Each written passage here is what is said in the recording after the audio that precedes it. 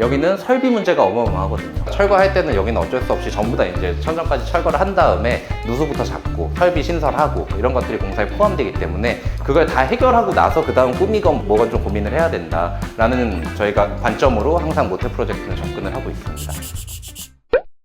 안녕하세요. 스페이스 플래닝 정숙 대표입니다. 오늘 저는 진주에 나와 있습니다. 진주의 봉곡동이라는 상권에 나와 있는데요. 봉곡동은 진주성도 인근에 있고 진주시청도 인근에 있는, 진주에서는 숙박업소가 가장 밀집되어 있는 동네 중에 하나입니다. 그렇기 때문에 경쟁이 어느 정도 치열하고 비즈니스 수요들도 어느 정도 있고 진주성을 찾아오는 관광 수요도 있고 진주 내수 수요들도 어느 정도 이 상권에 모이는 그러한 어떤 상권입니다. 뒤에 보시면은 무려 갤러리아 백화점이 저렇게 있거든요. 그 정도로 이제 진주에서는 많이 이제 활성화되어 있는 상권이다. 근데 그만큼 진주의 인구수도 많지가 않을 거고 일반 이제 구도심들은 많이 힘들어지고 있는 상권 형태이기 때문에 공급은 그대로고 수요가 줄었으니까 경쟁이 좀 치열해지겠죠. 이런 상권에서 우리가 오늘 오래된 모텔을 어떻게 리모델링 해야 되는지에 대한 좀 해답을 제안해 보려고 합니다. 가보시죠.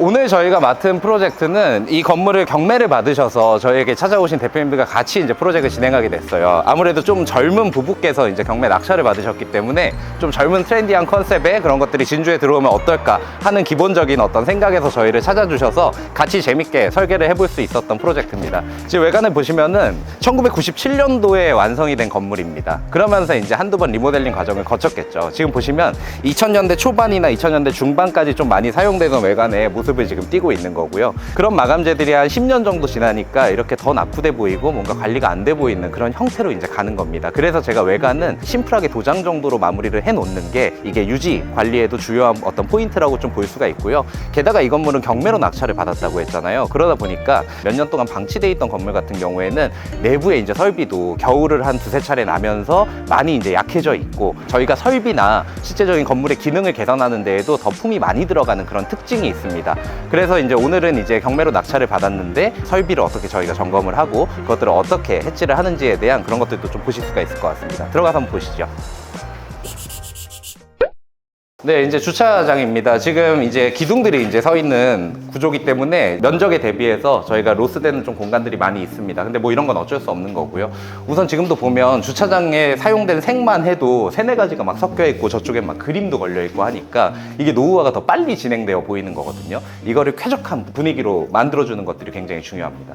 그 다음에 우리가 모텔들 가보면은 프라이버시 때문에 이렇게 주차 천막들이 있는 경우들이 많이 있는데 이거 저 믿고 좀 걷어내셔도 됩니다. 쾌적하게 만드는 그런 거에 좀 초점을 맞출 겁니다. 주차장이 이렇게 피로티 구조인 경우에는 이 위에 바로 있는 배관들은 겨울에 강풍 같은 거를 맞닿기 때문에 2층 방이 좀 춥다, 또는 2층 방 아래에 있는 배관에서 누수가 많이 발생한다, 그런 것들이 바로 이제 외기를 직면하기 때문에 발생하는 이슈들이거든요. 그렇기 때문에 피로티 구조에서는 2층 아래에 있는 이런 설비들도 문제가 없는지를 잘 체크를 해야 됩니다. 지금 로비도 보면 각가지 마감재로 막 이렇게 치장이 되어 있어요. 이런 것들을 이제 싹 다 정리하는 것들이 가장 중요합니다. 지금 여기랑 여기만 봐도 지금 타일 소재가 지금 다른 걸 볼 수가 있고요. 그 다음에 톤 컬러도 갑자기 다르고요. 이게 세월이 지나면서 부분 막 리모델링을 이렇게 했기 때문에 결과적으로 이런 이제 모양새가 나오는 거거든요. 그 다음에 지금 보시면 이게 프론트처럼 보이지만 이게 이 안쪽에 뭐 전기 배선 공사가 아예 안 되어 있는 단순 그냥 프론트 모양의 형태만 띄고 있는 거예요. 이런 것들은 과감하게 저희가 철거를 해버리고 좀 더 확장을 시킨 다음에 저 안쪽에 이제 프론트 공간이 있거든요. 그래서 저기 안에서 이제 객실 관리 프로그램이나 컴퓨터나 이런 것들이 다 들어가 있습니다. 여기는 별도의 이제 안내소처럼 직원실이 이렇게 안쪽에 있습니다. 환대를 해줘야 되는데 주차장에서 바로 여기서 안내를 하고 키를 주는 방식으로 아마 운영이 되었었던 것 같아요. 직원실을 제가 막 많이 보여드리진 않았지만 여기 호텔 안에서 프론트 역할을 수행을 하면서도 중요한 게 직원의 휴게 공간이 마련이 돼야 되는 겁니다. 야간 직원 같은 경우에는 휴게 시간을 확보를 해줘야 되거든요. 그러면 이 휴게 공간의 퀄리티가 근속연수랑도 관련이 있어요. 이게 편해야지 여기가 근무하기 좋은 이제 호텔이 돼서 직원이 오랜 동안 근무할 수 있기 때문에 이 공간도 저희가 기본적으로 깔끔하게 좀 마무리를 해드리면서 침대를 둬서 휴게 공간들을 좀 확보해주는 그런 공간들을 마련을 해주는 게 중요하고, 무엇보다 휴식하는 동안엔 완전한 휴식을 할 수 있게끔 해주는 거, 그런 것들이 좀 중요합니다. 저 그럼 여기는 따로 카운터가 없는 모텔이 되는 건가요? 네네. 이 문을 열면 프론트랑 연결이 돼요. 아까 있었던 프론트랑. 이거를 일부 철거를 해가지고 결국에는 이 안쪽에서 응대를 할 수 있게끔 이렇게 만들 겁니다. 네, 지금 보시면 굉장히 객실 사이즈는 큰 편입니다. 보통의 객실 사이즈라면 이 정도 선에서 끝이 났을 거예요. 근데 저 안쪽까지 이제 하나의 객실이 더 들어갈 수 있는 정도가 있기 때문에 여기는 10평이 넘어가는 객실이 결국 되는 거고요. 그렇기 때문에 연면적 대비해서 객실 수는 좀 적어요. 여기가 32객실이 있거든요. 그래서 32객실 플러스 옥상에 있는 객실 해갖고 33객실을 여기를 개발하는 프로젝트입니다. 기본적으로 위층의 난방 배관이나 수도 배관을 통해가지고 누수가 된 그런 모습들을 좀 볼 수가 있으니까 철거할 때는 여기는 어쩔 수 없이 전부 다 이제 천장까지 철거를 한 다음에 누수부터 잡고 설비 신설하고 이런 것들이 공사에 포함되기 때문에 그걸 다 해결하고 나서 그 다음 꾸미건 뭐건 좀 고민을 해야 된다라는 저희가 관점으로 항상 모텔 프로젝트는 접근을 하고 있습니다. 이게 뭐 당연히 일반 목문보다 비싼데 베란다 문을 이제 설치를 해두신 거라서 이런 거를 철거를 하진 않을 거고요. 저희가 톤에 맞게끔 다 정비를 할 건데요. 이렇게 건식 세면대가 나와 있으면서 샤워 공간을 넓게 하고 그 다음 이제 용변 보는 공간이 이제 군 이런 설계예요. 그러니까 나름대로 이제 창의적으로 뭔가 공간을 다시 재구성을 한 건데요. 이런 것만 보더라도 이게 신축 때 이 모양은 아니었겠다. 이게 일부러 이렇게 화장실을 다시 조닝을 했겠다라는 걸 좀 유추해 볼 수가 있고요. 이런 레이아웃은 유지할 거고요. 디자인은 다 바꿀 겁니다.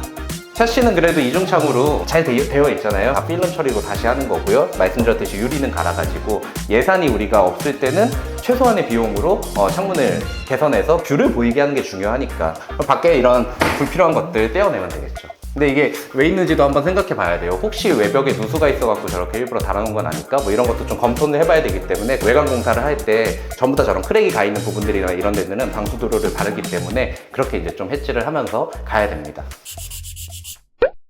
그리고 이제 상층부 올라오니까 이제 이런 것들이 좀 보이기 시작합니다. 그 다음에 물을 쓰는 공간들이 좀 많았던 모양이에요. 문제가 발생하니까 뭔가 여기를 뜯어서 조치를 하려고 했었던 그런 모습들을 좀 볼 수가 있습니다. 네, 여기 사우나예요. 이 엄청난 규모의 이제 사우나가 있죠. 이런 건 되게 좋은 컨텐츠예요.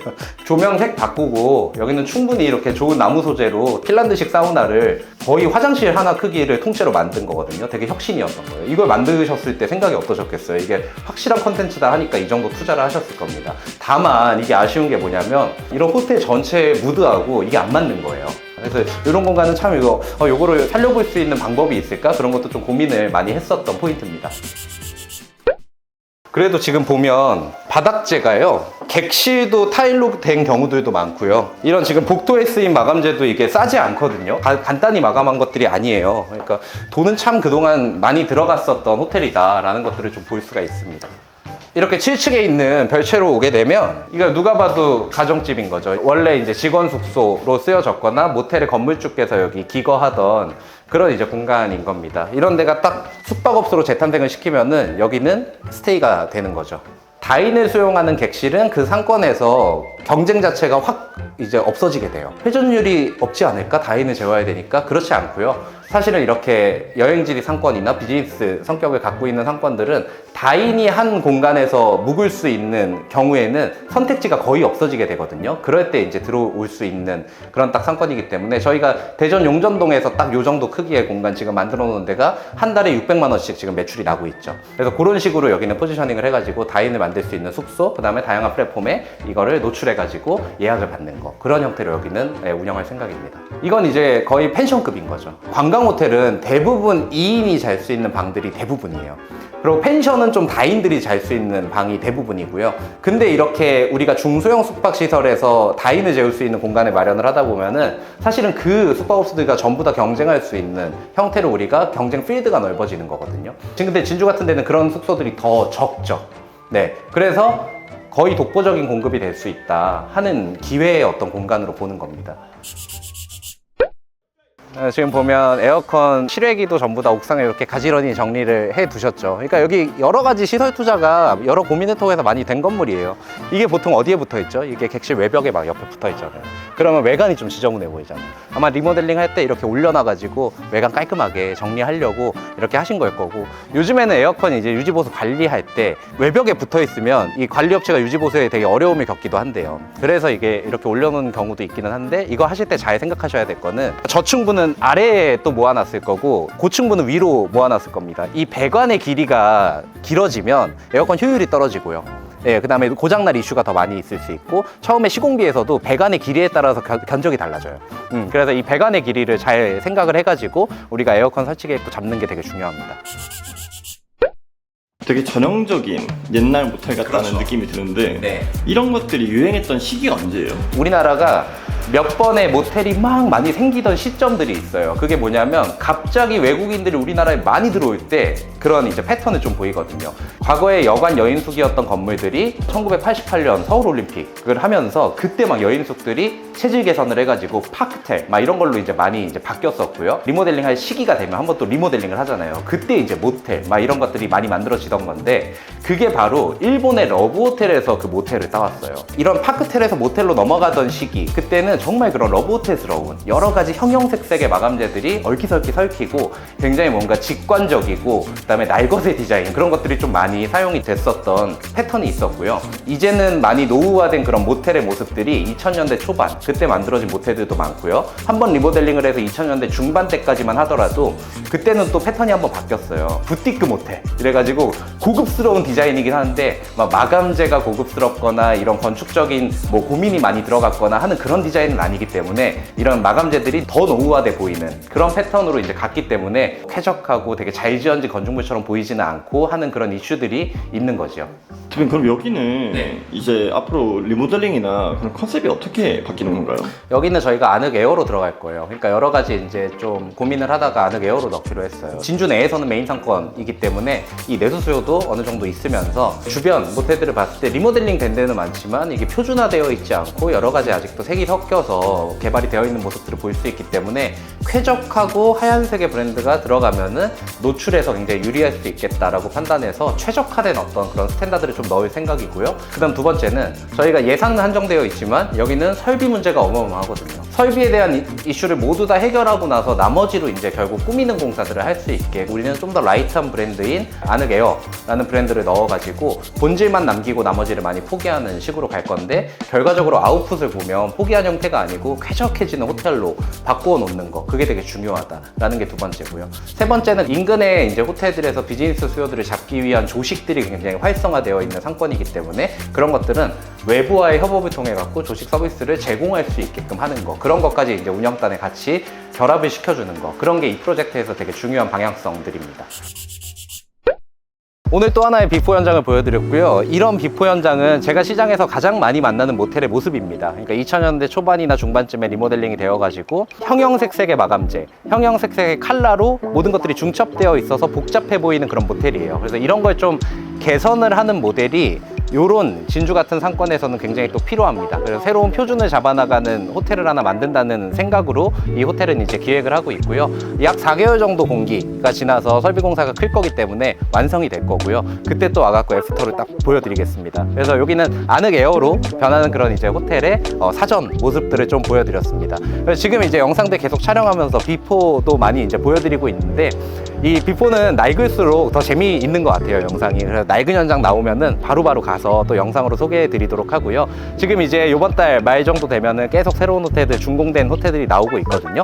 그런 호텔들 다 유튜브 영상으로 하나하나 찾아뵙겠습니다. 시청해 주셔서 감사합니다.